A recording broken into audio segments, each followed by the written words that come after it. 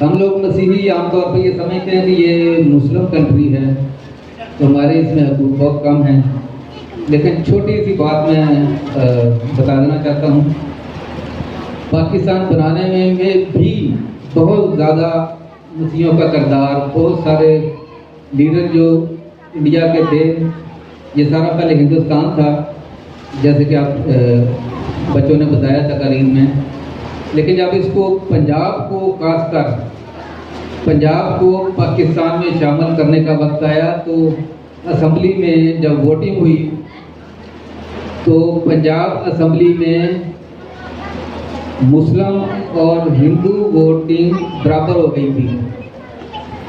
88 vote थे हिंदुओं के। हिंदू नहीं कह सकते इसको, पंजाब को हिंदुस्तान में शामिल करने के लिए उसमें कुछ मुस्लिम, पाकिस्तानी मुस्लिम लोगों ने भी पंजाब को इंडिया में शामिल करने के लिए कहा था। और 88 वोट थे पंजाब को, ये मगरबी पंजाब को पाकिस्तान में शामिल करने के लिए। पंजाब असम्बली में 4 वोट थे क्रिश्चियंस के। जब वो 88 दोनों बराबर हो गए तो वो कोई फैसला नहीं हो सकता था, फैसला क्रिश्चियंस के वोटों ने किया।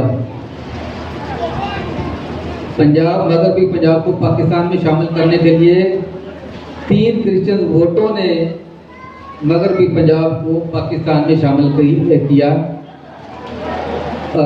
तब वो पंजाब पाकिस्तान में शामिल हो सका। तो एक हिंदू लीडर ने वहाँ पे पंजाब असम्बली के बाहर सीढ़ियों पे खड़े होकर बोला था, जो मांगे पाकिस्तान उसे मिले कब्रिस्तान।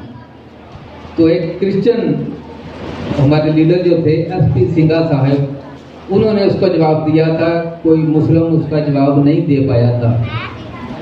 उस क्रिश्चियन लीडर ने कहा था, सीने पे गोली खाएंगे पाकिस्तान बनाएंगे।